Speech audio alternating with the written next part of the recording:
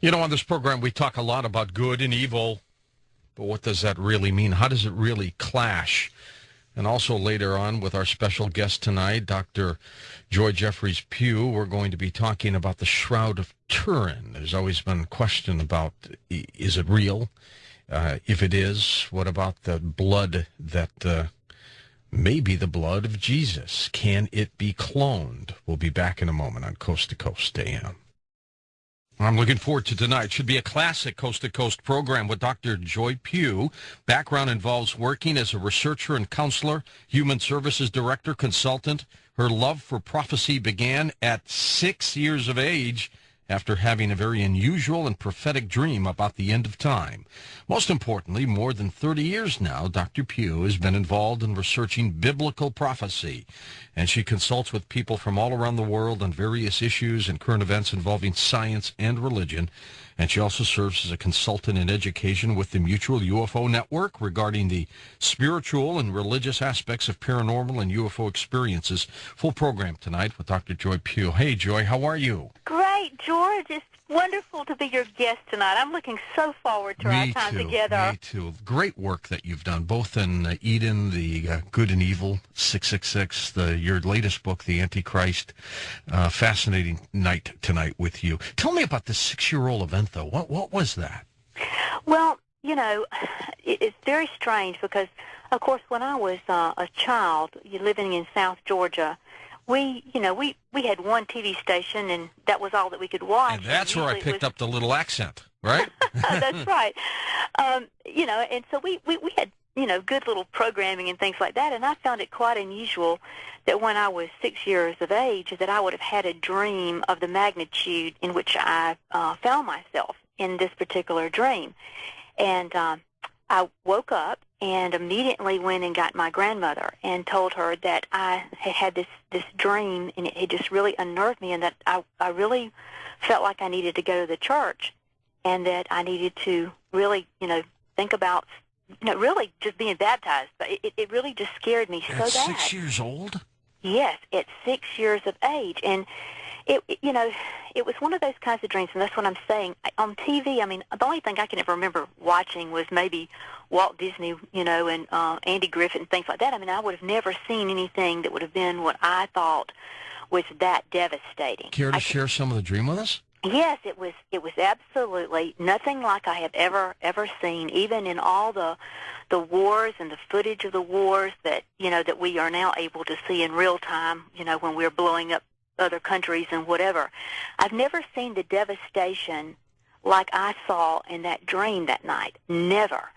And the fact that everything was just absolutely blackened, and the sky absolutely did not have like a sun like we know it. It absolutely, I've even looked at pictures of where volcanoes have exploded and caused the ash in the sky. Darkens everything. It darkens everything, but in this particular dream, it was not like that. It was almost like something had totally darkened the entire world, and that the only thing that you could see was like fire that was burning. And there was this huge wall, and I remember, that it was broken in certain little areas, and that I had my arm in a sling. And when I walked around it was just nothing. I didn't see anything, any living thing. There was just nothing. And it was almost like I was on a hill and that I was looking down across this huge valley. And it was just absolutely, it was just devastating. And you're all by yourself. I was all by myself. And I was standing there, and I was so afraid, I just can't even tell you. It gives me chill bumps to even think about it, even to just relive it in my mind, because it's like all these years have passed, and I can just see it all happening over again. And when I went around this wall, I saw this very bright, actually clothed man, and he was dressed in this white-looking linen, and I started toward him. And all of a sudden, he turned and he looks down at me. He's this huge being. And I remember his eyes and how his face looked. And all of a sudden, I just had this overwhelming just just like everything was okay. Everything was going to be okay, and that I had actually come through something that was absolutely just totally devastating, and he was the being that was going to help me out of that. And it, like I say, to this day, when I close my eyes, I can see the colors and the devastation and everything. I just wonder if this was a prophetic dream, Joy, or whether it meant something to you personally. Well, the thing that happened with this dream was that I began, of course, going to Sunday school in a little small Baptist church, and I began asking, a million questions. And I know my Sunday school teachers thought, where are you at this age coming up with these kinds of questions? And, no one could really answer them for me, George. I mean, I would be left at night laying in the bed just over and over, what was all this and how did it all play out? And when I finally turned about 13 years of age, I actually sat down and read the entire book of Revelations. And all of a sudden, that scared the heck out of you, didn't it? It was like, I've seen this before. I have seen what this is talking about. And no one had ever, really said to me, at that age, pick up, the Bible. We had, in Sunday school you did little scriptures. You never really read a book of the Bible. And so I was just not familiar with the kinds of things that was there.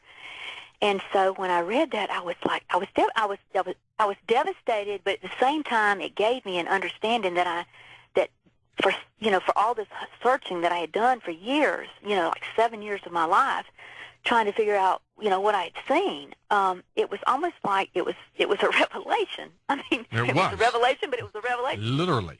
And at the same time, of course, being in a small town, we had a little small library, so we did not have a lot of books to go and pull from. And I remember seeing a little book in a pharmacy, and it was called The Late Great Planet Earth, and it was written by Hal Lindsey. Yep. And I just begged my mother. I said, please, Mother, just please let me, have that book. Would you buy that book for me? And, of course, she was like, why in the world would you want a book of something like that, And I just kept on until she bought the book. And I went home, and literally, George, I must have read that book over and over and over again, because I was like, this is exactly what I feel like is going to come to pass. And because I was there from that point at age 6, I always would tell my grandmother, especially, because she was just very close to me and raised me, that I would see the end of time and that I would be able to determine what was going to happen because I had seen some of it. And when I saw it coming to pass, it would make sense to me about it. And so now, after 40 years, 50 years, almost in that dream, I have been putting pieces of the puzzle together, never thinking that I would ever write a book or ever thinking that I would be on a show like this talking about, what. And how did you get involved consulting with MUFON, the Mutual UFO Network? How did that happen? Well, when I was about 8 years old, my father had a motorcycle, and I just loved to ride motorcycles with him. I was a farm girl. I could drive a tractor. I could pick cotton. I could crop tobacco. I mean, I could just do everything on the farm, okay? And ride a motorcycle for me was just absolutely, I thought that was the coolest thing since peanut butter. So one night I begged my dad. I said, please take me out on a ride, because we live way away out, we call it the Boondock City, because, there wasn't any lights around anywhere. We had neighbors about 4 or 5 miles away, so you never saw anybody, late at night. So I had begged him. I said, please take me out for a ride tonight when you get, home from working out in the fields. And so we had supper, and he said, you still want to go for that ride tonight on the motorcycle? And I said, oh, Daddy, please. So we went out and got into the shelter, and he cranked that little Honda up, and we took off down the highway. Helmet? No helmet. No helmets, right. No helmets.